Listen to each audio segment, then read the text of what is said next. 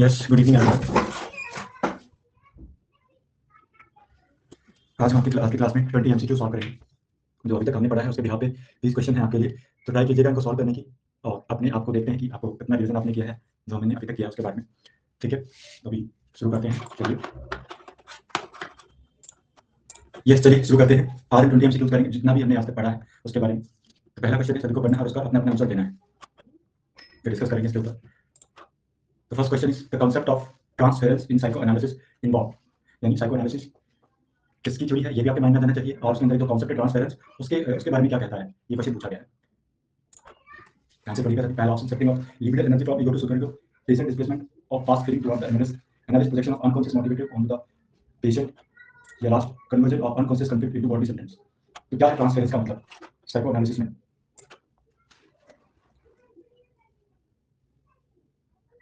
Yes,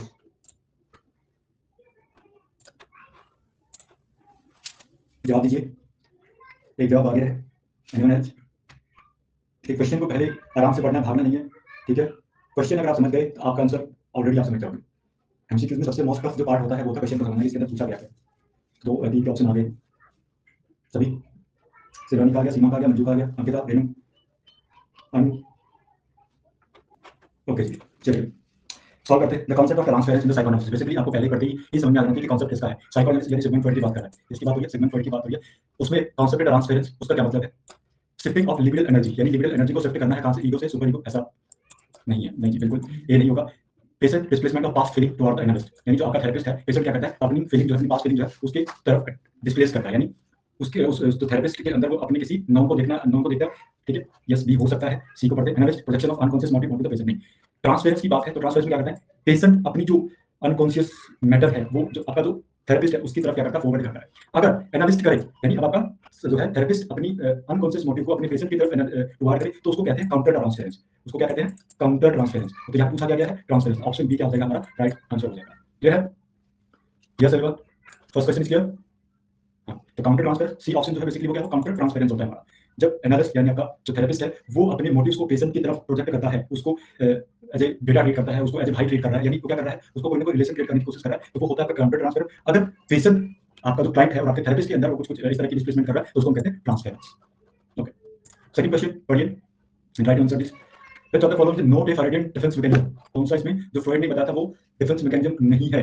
ठीक है ना, नहीं वाले क्वेश्चन को ध्यान से पढ़िएगा, क्योंकि हम कई बार क्या करते हैं, नहीं को नहीं पढ़ते और यही गलती हो जाती है। तो क्वेश्चन ध्यान से पढ़िए और आंसर दीजिए अपना।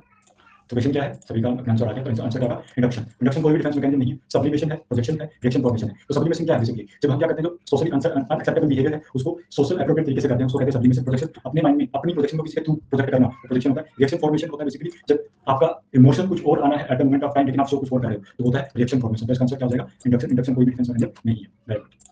Fourth question, which of the following did Freud consider as the royal road of the unconscious. Question ध्यान से पढ़िएगा। Which of the following did Freud consider as the royal road of the unconscious? Option A free association, B sleep of better, B C dread, या D protective rest। सी कोई B कह रहा है, कोई सी कह रहा है। चलिए देखिए पढ़ते हैं। मैंने जैसे फ्रॉइड के बारे में पढ़ा था, हमने स्टार्ट किया तो मैंने पहले ही लाइन आपको बताई थी, the royal road of unconscious किसको कहता है, वो ड्रीम को कहता है। किसको कहते हैं, dream is the royal road of unconscious. Slips of tongues, ये जैसे स्लिप ऑफ टंग होता है वैसे स्लिप ऑफ टंग होता है, वो एक अलग कॉन्सेप्ट है। ठीक है, बट ड्रीम को वो कहता है रॉयल रोड ऑफ अनकॉन्शियस। ठीक है, प्रोजेक्टिव टेस्ट हमारा जो पर्सनालिटी में अपनी के लिए जो टेस्ट होता है, प्रोजेक्टिव टेस्ट, फ्री एसोसिएशन जो फ्रॉइड यूज करता है, स्लिप्स ऑफ टंग, दिमाग में कुछ चल रहा है लेकिन जबान से कुछ कह रहे हैं और उस चीज को हम मान भी रहे कि नहीं यही है, तो वो था स्लिप्स ऑफ टंग। ये भी फ्रॉइड का ही कॉन्सेप्ट है, बट यहाँ पे क्या है, रॉयल रोड ऑफ अनकॉन्शियस कौन सा है, ड्रीम होता है। ठीक है, ये तो इतनी बार पढ़ ली सर, बट मैंने कॉन्सेप्ट नहीं पढ़ा। मतलब मींस ये स्लिप ऑफ द टंग तो पढ़ा है, बट इसको ये बोलते हैं रोल लोड, मैंने नहीं पढ़ा सर। और हालांकि 20 बार पढ़ ली होगी हमको। हां जी, कोई बात नहीं, रॉयल रोड ऑफ अनकॉन्शियस और ड्रीम होता है, फ्रॉइड कहता है। ठीक है, आगे ध्यान रखना, बोलना नहीं है। चलिए next question, the phenomena of the resistance in the psychoanalysis is best defined as. पहले क्वेश्चन ध्यान से पढ़िएगा, क्वेश्चन समझिए, इसमें पूछ क्या रहा है, देन आपको आंसर देना है। The phenomena of the resistance in psychoanalysis is best defined as. Option A patient refusal to pay attention during the session, option B unconscious defence against dream represent the awareness, ego healthy attempt to manage in the super ego, या D analyst counter reaction to the patient's behaviour. What is the right option? MCQs को मैं कह रहा हूं, MCQs को attempt करने से पहले क्वेश्चन को प्लीज एक बार ध्यान से पढ़े, उसका मीनिंग समझे, देन चारों ऑप्शन पढ़े, तब जाकर के हमारा राइट आंसर मिलता है। ये नहीं कि पहला पढ़िए हाँ लग रहा है ये कर, नहीं, पहले चारों के चारों ऑप्शन पढ़ने चाहिए, क्योंकि ये जो ऑप्शन जो होते हैं सारे के सारे ट्रू क्लोज होते हैं, लगते हैं चारों ही हैं बट उनमें से होता ही है। तो पहले क्वेश्चन को पढ़ना है, देन हमें सारे के सारे ऑप्शन भी पढ़ने हैं कि उसके अंदर क्या है, उसको डिफाइन करने की कोशिश कीजिए। यस, ट्राई कीजिए। The phenomena of resistance in the psychoanalysis is the best defined as, ठीक है, यानी किसकी बात कर रहा है, रेजिस्टेंस आपका क्या है, एक आपका ईगो डिफेंस मैकेनिज्म, क्या है, ईगो डिफेंस मैकेनिज्म, ठीक है, कहीं ना कहीं बात किसकी हो रही है, डिफेंस की हो रही है। The patient refused to pay attention during the session, ठीक है, ऐसी कोई भी बात रेजिस्टेंस के अंदर नहीं आती है। सेकंड, अनकॉन्शियस डिफेंस अगेंस्ट, दिया गया ऑप्शन नहीं मिल गया डिफेंस, बात किसकी हो रही है, डिफेंस की, unconscious defence against bringing represent material to the awareness, ठीक है, हो सकता है, ठीक है। Option C, the ego healthy attempt to balance it in the super ego, नहीं, ये रेजिस्टेंस नहीं है। एनालिस्ट काउंटर रिएक्शन, उसको तो हमने क्या क्या बोला था, काउंटर ट्रांसफरेंस बोला था, तो ये ऑप्शन डी भी नहीं है, सी भी नहीं होगा, डी भी नहीं होगा, तो option B is the right answer, ठीक है। पहले क्वेश्चन, देखिए हम काफी बार क्या कंफ्यूजन में रहते हैं कि यूजीसी ने क्वेश्चन दिया है तो ये बहुत टफ होगा, ऐसा कुछ नहीं होता। यूजीसी सिंपल क्वेश्चन भी देती है, हम उनको अपने दिमाग में टफ बना लेते हैं, ठीक है, तो ऐसा भी नहीं करना है। तभी मैं कहता हूं पहले क्वेश्चन ध्यान से पढ़िए, देन सारे के सारे ऑप्शन ध्यान से पढ़िए, समझने की कोशिश कीजिए उसके अंदर क्या चल रहा है, देन अपना आपको रिप्लाई करना होता है। चलिए नेक्स्ट क्वेश्चन, यूम used the term collective unconscious to refer to as, yes, अब आप यूम की थ्योरी की होनी है, यस एवरीवन, क्वेश्चन ध्यान से पढ़ना है, देन अपना आपको आंसर देना है।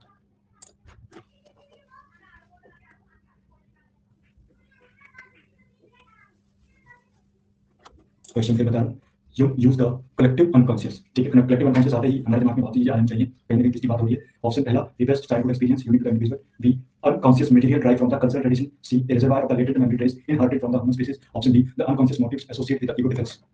आई थिंक सी सर। ओके, बाकी सबका भी आना चाहिए, शिवानी एक कहिए, मंजू सी कहिए, अनु भी सी कहिए, अंकिता ने ऑलरेडी सी कहा, बाकी सभी रिप्लाई कीजिए प्लीज, रजनी, रेनू।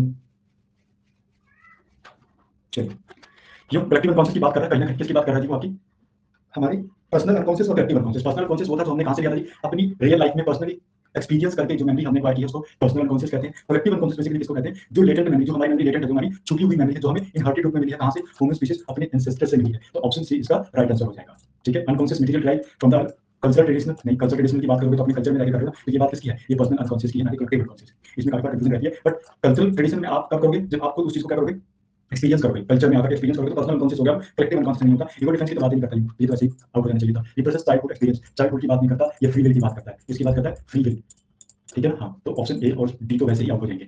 चलिए next question, you consider individuation as, ठीक है, पहले तो आपके मन में आ जाना चाहिए कि इसका कॉन्सेप्ट है भी कि नहीं है, अगर आपने पढ़ा तो जरूर होगा। You considered individuation as, individuation किसको मानता है,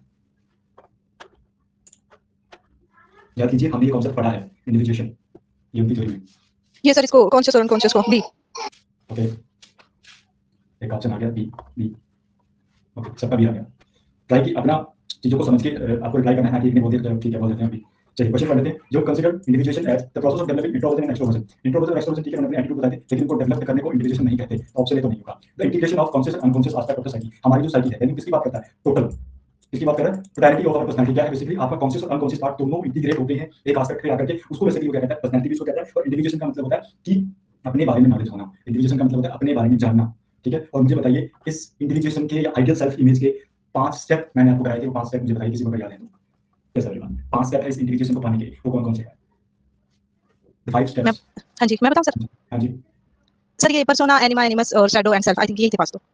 ये तो आर्केटाइप है, not the steps of individuation. अच्छा इंडिविजुअल, ठीक, ओके ओके, एक मिनट। एनीवन एल्स रिमाइंड कीजिए, इसलिए मैंने आज सिर्फ 20 एमसीक्यूज ही लेकर ध्यान ताकि आपका रिवीजन थोड़ा सा हो जाए इस चीज के लिए। तो रिवीजन रिवाइंड कीजिए अपने दिमाग में, कहां पे हमने इंडिविजुएशन पढ़ा था, कौन-कौन से उसके स्टेप्स थे। अगर बुक में कहीं लिखा है, बुक में कहीं लिखा है, उसको खोल के देख लो, उसको बता दो कहां पे क्या था, ताकि वो लाइफ टाइम आपको याद रहे फिर बाद में। सर इंडिविजुअल सेशन में 2 चीजें कंस। Okay, yes anyone else try कीजिए। That is confront the unconsciousness or accept our dark side persona. Okay okay okay okay, और वेरी गुड। पहला है कन्फर्म द अनकॉन्शियस, हमारे अनकॉन्शियस को क्या करना है, मानना है, कन्फर्म करना है, एक्सेप्ट करना है। फिर हमें जो पर्सोना है, द फ्रॉम द पर्सोना, उस पर्सोना, उस मास्क को हटाना है। फिर हमें accept our dark side, accept our anima, animus and transcendence, ये 5 स्टेप्स थे आपके, ठीक है ना, 5 स्टेप्स जो हमें अपने आइडियल ऑफ सेल्फ फुलफिलमेंट की तरफ लेकर के जाते हैं, इंडिविजुएशन की तरफ लेकर के जाते हैं। पहला हमारा क्या करना है, हमें अनकॉन्शियस को मानना है, किसको मानना है, अनकॉन्शियस को मानना है। दूसरा, हमें जो पर्सोना जो है ना उसको हटाना है। तीसरा, हमारी डार्क साइड है, शैडो जो हमारे अंदर है उसको भी एक्सेप्ट करना है। तीसरा, एनिमा और एनिमस उनको भी हमें एक्सेप्ट करना है हमारे अंदर। और पांचवा जो हमारा ट्रांसडिसेंड, इन सबका इंटीग्रेशन, ये सब कुछ हो जाएगा, सब कुछ मान लोगे, जो कि बहुत मुश्किल है हमारे लिए, हमारे इंडिविजुएशन पे पहुंच पाना, उसको लास्ट आप कहते हैं ट्रांससेंडेंस, ठीक है। ये हमने अपने इस पे जो वीडियो डाल रखी है अपने इस पे, वहां पे है ऑलरेडी, तो उसको जाकर देख सकते हैं, ठीक है। ऐसे ही हमारा रिवीजन होता है। तो एक क्वेश्चन के साथ हमने 4-5 क्वेश्चन कर लिए, किसी तुम्हें पता है क्या क्या स्टेप्स है, पता हो गया, ठीक है। Okay, next question, mandala, the mandalas in Jung theory symbolize, Jung ने जो मंडाला वर्ड यूज किया है उसे वो क्या दर्शाता है। Option A, neurotic conflict between ego and super ego, B wholeness and integration of the self, C the regression of archetype, या ऑप्शन डी आपका process of projection into cultural symbols. सोचिए इसके बारे में याद करने की कोशिश कीजिए क्या था। ये सेल्फ के बारे में बताता है सर, बी। ओके ठीक है सर, काम चल रहा है। मंडाला बेसिकली क्या है, होलनेस एंड इंटीग्रेशन होता है सर। जब हम अपने सेल्फ को मान लेते हैं, जान लेते हैं, उसका होलनेस, क्योंकि ये कहता है कि हम एज ए होल को सी कर रहे हैं, ठीक है। इंडिविजुअल को एज ए होल लेते हैं, उसको इमोशंस को अलग नहीं करते, उसकी फीलिंग्स को अलग नहीं करते, उसके बिहेवियर को अलग नहीं करते, एज ए होल। यानी जब आप अपने आप को एज ए सेल्फ मानने लग जाते हो, यानी कहीं ना कहीं आप कर रहे हो होलनेस की, इंटीग्रेशन की, उसको कहा है मंडाला। क्या कहा है जी? मंडाला। ठीक है। Next question, Adler concept of fictional finalism refers to. Adler का कॉन्सेप्ट है फिक्शनल फिनलिज्म, उसका क्या मतलब है? क्वेश्चन ध्यान से पढ़ना है, देन ऑप्शन पढ़ने हैं, फिर कोशिश करना है रिप्लाई करने का। टाइम लग जाए कोई बात नहीं, बहुत टाइम है हमारे पास। क्वेश्चन अटेम्प्ट करना सिखाएंगे आपको। अंकिता का ये, अनु भी ये कह रही है, मंजू ऑल्सो ये, रेनू ऑल्सो ये। चलिए क्वेश्चन पढ़ते हैं। एडलर कॉन्सेप्ट ऑफ फिक्शनल फिनलिज्म, ठीक है ना, वो क्या कहता है? इमेजिनरी गोल्स या guide that guide present behaviour, यानी अपने मन क्या कर लेते हैं, ऑप्शन क्या कह रहा है, जब हम अपने गोल्स को इमेजिन कर लेते हैं और उसको पाने के लिए अपने प्रेजेंट बिहेवियर को गाइड करते हैं, यानी हो सकता है childhood memories that determine future action, ठीक है। इसकी तो बात ही नहीं करता, ठीक है। तो चाइल्डहुड मेमोरीज की तो बात नहीं करता कौन, एडलर, तो उसको नहीं मानते। Unrealistic fantasy that disturb personality, यानी हमारी फैंटेसी हम क्रिएट कर लेते हैं जो अनरियलिस्टिक होती है और वही हमारी पर्सनैलिटी को डिस्टर्ब करे। डिस्टर्ब पर्सनैलिटी की फिक्शनल फिनलिज्म बेसिकली डिस्टर्ब पर्सनैलिटी के लिए नहीं था, ये कोई डिफेंस मैकेनिज्म नहीं है, कोई ये जो है नेगेटिव चीज नहीं है। तो ऑप्शन सी तो नहीं होगा। Past experience sharing conscious states के बाद पास्ट एक्सपीरियंस की तो वो भी नहीं। तो option A is the right answer. क्यों? हम अपने प्रेजेंट बिहेवियर को गाइड करते हैं हमारे फ्यूचर के गोल में, ठीक है ना। इसकी बात किसकी कर रहा है? वो बात फ्री विल की कर रहा है। तो जब बात फ्री विल की कर रहा है तो चाइल्ड एक्सपीरियंस या पास्ट एक्सपीरियंस तो अपने आप अलग हो जाएंगे, ठीक है। तो option A is the right answer. Elimination से भी क्वेश्चन सॉल्व करने की कोशिश करनी है कि ये क्वेश्चन, ये ऑप्शन बी क्यों नहीं हो सकता, सी क्यों नहीं हो सकता, उससे आपकी नॉलेज भी एक्सपेंड होगी और आपको क्वेश्चन कैसे अटेम्प्ट करना है उसका भी एक्सपीरियंस हो जाएगा। तो ऑप्शन ए यहाँ पे राइट आंसर हो जाएगा। Next question, style of life, ठीक है। सीरीज में इसलिए मैंने क्वेश्चन काफी थोड़ी थोड़ी थोड़ी को आप रिवाइज कर सकें। आगे थोड़ा सा आगे क्वेश्चन करेंगे तो लेवल थोड़ा सा हार्ड लेंगे और सीरीज में नहीं रखेंगे।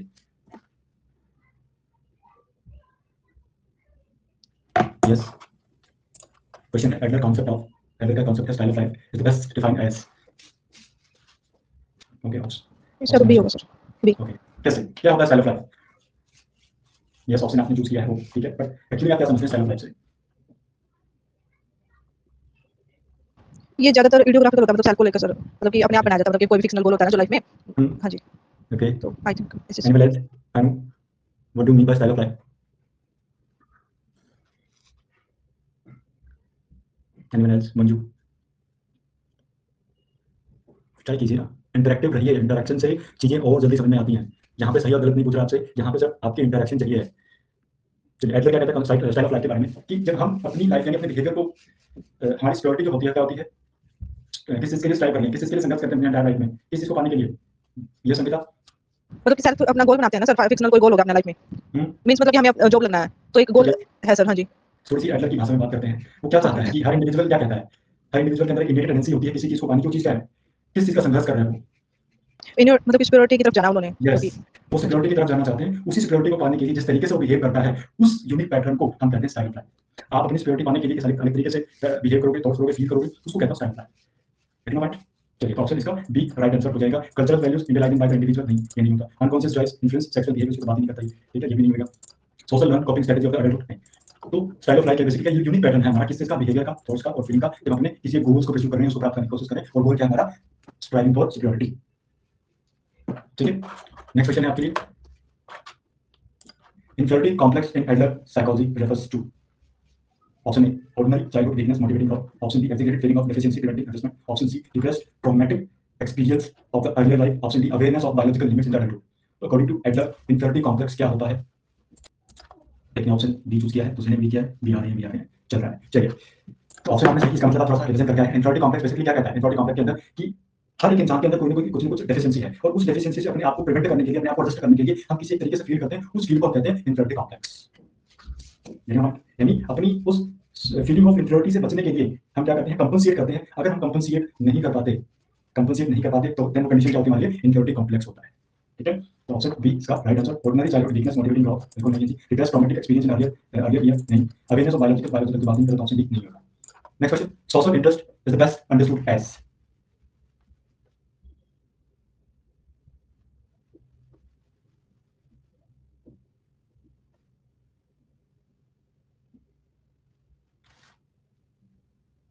Yes,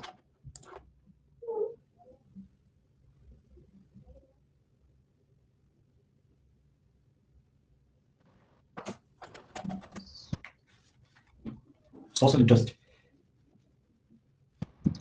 innate potential for cooperation and empathy. यही होगा sir, I think. Anyone else? जानी बी को भी ऑप्शन चूज किया है। क्या होता है social interest according to Adler? Tell me, what do you mean by social interest? Sir मतलब कि इनेट नीड होती है, मतलब कि किसी की हेल्प करते हैं, मतलब कि हार्मनी, जैसे बोल होमोस्ट to life. Anyone else? Sir वो बोलते हैं ना कि सभी बंदे मतलब कि एक हार्मनी में रहना चाहते हैं, मतलब एकता में रहना चाहते हैं, तो सोशल इंटरेस्ट दिखाते हैं, इनेट नीड होती है मतलब उनकी, इतना ही थोड़ा डिपेंड होता है okay okay. Social interest basically क्या है? जब हम अपनी सोसाइटी के अंदर अकॉर्डिंग टू एडलर क्या करना चाहते हैं? सोशल इंटरेस्ट एडलर का कॉन्सेप्ट है ना, किसका है? एडलर का सर। ओके, तो जब हम सोशली इन्वॉल्व, क्योंकि एडलर बाकी सोशल इंटरेक्शन, सोशल एनवायरनमेंट उसकी इंटरेक्शन भी करता है, तो सोशल इंटरेस्ट मतलब मैं अपने समाज के अंदर मेरी क्या रुचि है, यानी मेरे अंदर इनेट पोटेंशियलिटी है कि मैं दूसरे लोगों के साथ कॉपरेशन में रहूं, दूसरे लोगों के साथ मिलजुल करके रहूं, दूसरे लोगों के साथ इंटरेक्ट में रहूं। तो ये मेरी क्या है? इनेट पोटेंशियलिटी है। हालांकि उस स्तर पे हम जाते नहीं है कभी, या जाते भी हैं तो बहुत कम लोग जाते हैं, बट इनेट पोटेंशियलिटी तो है कि हम दूसरों को कोऑपरेट करना चाहते हैं, हमारे अंदर भावना है, उसको कहते हैं सोशल इंटरेस्ट, और मेजर फोर्स है आपका पर्सनैलिटी को इन्फ्लुएंस जो करता है अकॉर्डिंग टू एडलर। ठीक है, ऑप्शन बी यहाँ पे राइट आंसर हो जाएगा। Next question, which of the following closest to the Adler view of compensation?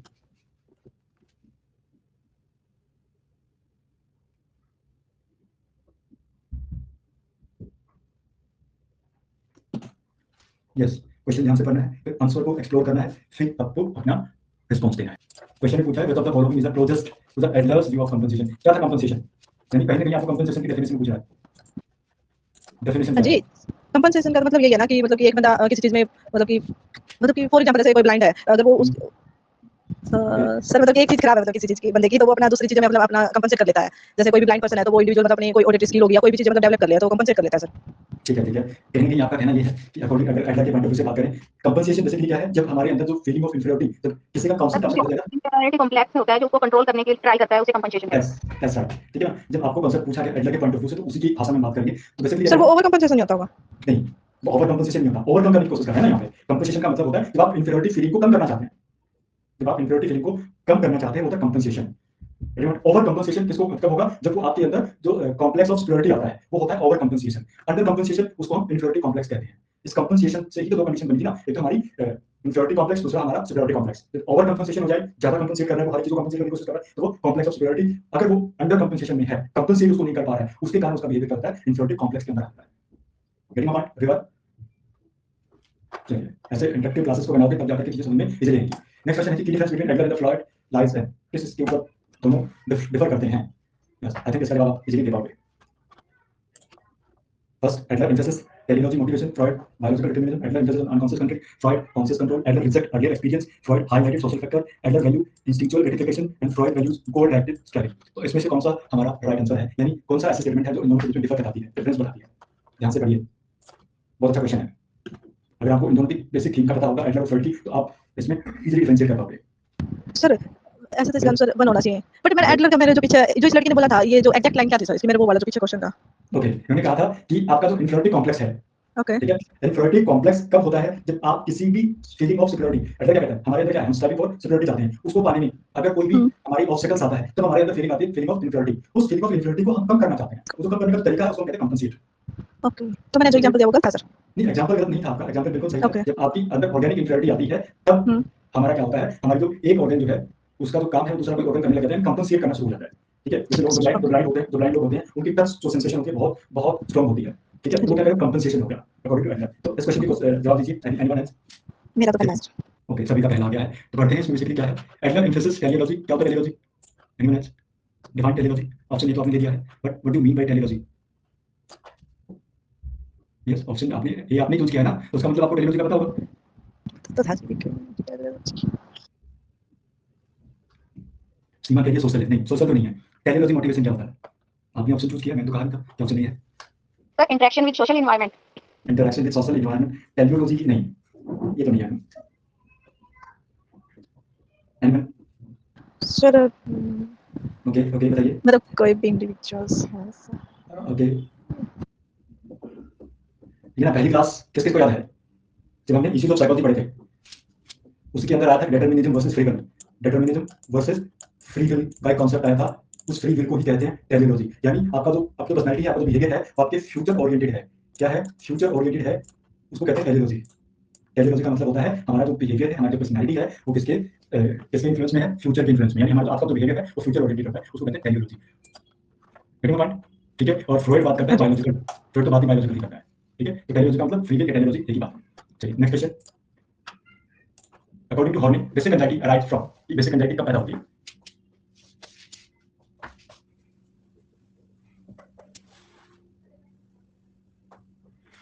Basic anxiety कब पैदा होती है?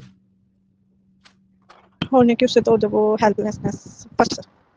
Okay, anyone? बाकी B, Anu, SEBI, Seema, A, N, L.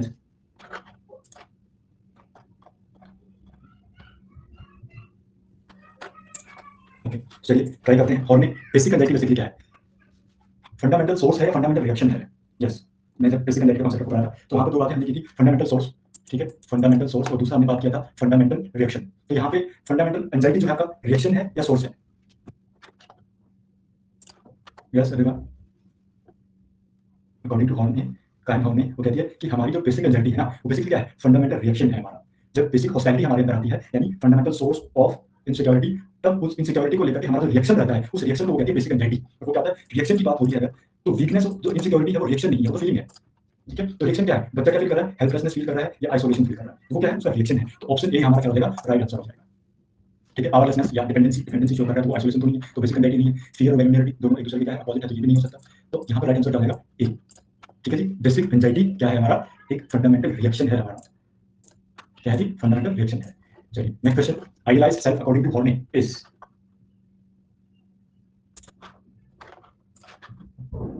Idealised self according to Horney is,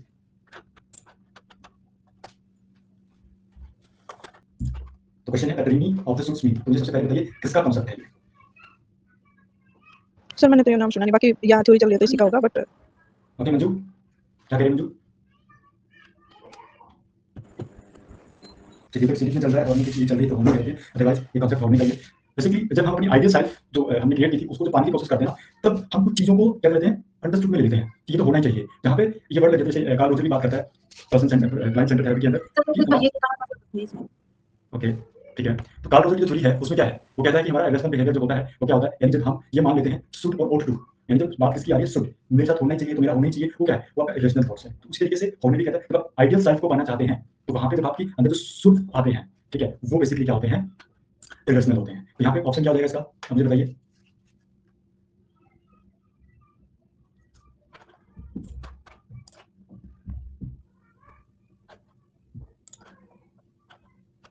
ये sir option choose कीजिए।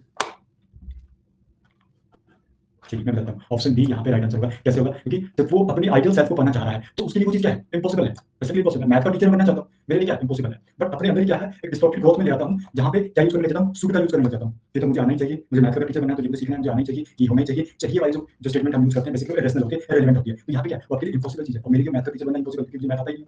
फिर मैं एक गोल सेट करके बैठा हूँ, इमेजिनरी गोल सेट करके बैठा हूँ, उसके पाने की कोशिश कर रहा हूँ, तो वहाँ पे जो फेलियर आएगा बेसिकली वो क्या होगा? मेरे लिए इम्पॉसिबल होगा। ऑप्शन डी यहाँ पे क्या हो जाएगा? इसका राइट आंसर हो जाएगा। Next question, neurotic pride is understood as, neurotic pride क्या होता है? ये कॉन्सेप्ट आया था जब हम कर रहे थे। What do mean by neurotic pride? Yes sir, Ankita सोच रही हूँ सर, कॉन्सेप्ट पढ़ा है कभी? पढ़ा तो है सर, बट रिलेट नहीं कर पा रही थोड़ा सा। अनु का ऑप्शन आ गया है, पता नहीं सर। ओके। सीमा ए कह रही है, अनु सी कह रही है, मंजूरी बी कह रही है। चलिए अनु तो ट्राई करते हैं। न्यूरोटिक प्राइड, जब हम अपने उस आइडियलाइज सेल्फ को पाना चाहते हैं ना, अकॉर्डिंग टू हॉर्नी, जब हम फुली आइडियलाइज बनना चाहते हैं तो हम अपने आप को ही प्राइज देते हैं, प्राइड देते हैं, अपने आप की प्रेजेंस गौरवान्वित महसूस कर रहे हैं, प्रशंसा, अपने आप की प्रशंसा करें। बेसिकली क्या है? फॉल्स प्राइड है हमारा, ठीक है। सेल्फ रिस्पेक्ट नहीं, सेल्फ रिस्पेक्ट नहीं है। जब सेल्फ रिस्पेक्ट गेन करते हैं कॉन्शियसली, उसको हम नेगेटिव नहीं लेते, ठीक है। बट यहाँ पर पूछा है क्या कॉन्सेप्ट है? न्यूरोटिक प्राइड यानी नेगेटिविटी की बात हो रही है, तो ऑप्शन सी तो नहीं होगा। ऑप्शन बी यहाँ पे करेक्ट जाएगा कि फॉल्स प्राइड है। कब आई है? कब आई हुई है? जब अपने आइडियलाइज सेल्फ को पाना चाहते हैं, ठीक है। False pride, genuine pride neurotic नहीं होती, ठीक है। एक्सेसिव प्राइड भी न्यूरोटिक नहीं होती है, ठीक है। सेल्फ रिस्पेक्ट भी न्यूरोटिक नहीं होता, बल्कि फॉल्स प्राइड आपका न्यूरोटिक होता है, ठीक है। जब आप उस आइडियल सेल्फ को पाना चाहते हो तो जिस तरीके से अपने आप को प्रेज करेगा वो फॉल्स प्राइड है। Next question, Horney concept of idealise self closest to, किसके कॉन्सेप्ट के साथ क्लोजेस्ट है? हरियो हरियो,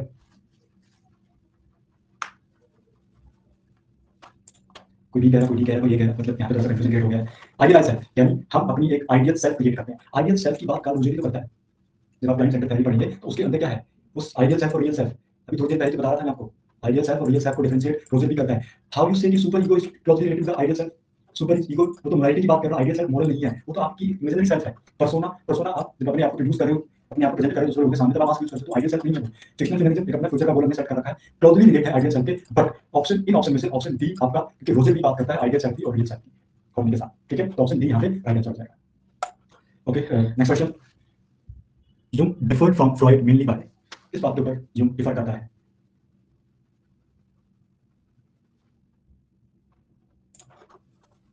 तो हमने यूंग को पहले दिन की क्लास में पढ़ा था, तो वहीं पे हमने कुछ टॉपिक्स के ऊपर डिसाइड किया था कि यूंग और फ्रॉइड के बीच में क्या डिफरेंस है, उसको थोड़ा सा ध्यान में रखिए क्लास में, देन इसको जवाब देने की कोशिश कीजिए। ए आ रहा है सभी का, चलिए तो प्रोसेस देखते हैं, क्वेश्चन क्या पूछा है। Emphasis on the libido as a generalised energy. Jung libido को क्या कहता है, जनरलाइज्ड एनर्जी कहता है, बिल्कुल सही है। और फ्रॉइड क्या कहता है कि वो प्योरली किसके ऊपर बेस्ड है, आपके सेक्सुअल अर्जेस के ऊपर बेस्ड है। तो ऑप्शन ए हो सकता है। ठीक पढ़ते हैं, explaining behaviour through Oedipus complex other than the collective unconscious, नहीं, क्योंकि कलेक्टिव अनकॉन्शियस की बात करता है यूंग और ऑडिपस की बात करता है फ्रॉइड, लेकिन तो उल्टा लगा रखा है, ऐसा नहीं है। Stressing childhood conflict, Jung childhood conflict के ऊपर स्ट्रेस नहीं करता, फ्री विल को मानता है, ठीक है। Focusing on defence mechanism rather than individual utilisation process, ये भी नहीं, डिफेंस मैकेनिज्म कौन यूज कर रहा है, यूंग नहीं कर रहा, तो ऑप्शन ए यहाँ पे हमारा क्या हो जाएगा, राइट आंसर हो जाएगा। देन आज की क्लास का लास्ट क्वेश्चन हमारा, according to Adler healthy personality develop is most depend upon, बिल्कुल इजी क्वेश्चन बनाया नहीं है, थोड़ा सा पढ़ते ही थोड़ा सा फास्ट रिप्लाई कर सको इसका, बताइए लास्ट क्वेश्चन है, उसके बाद कल करेंगे।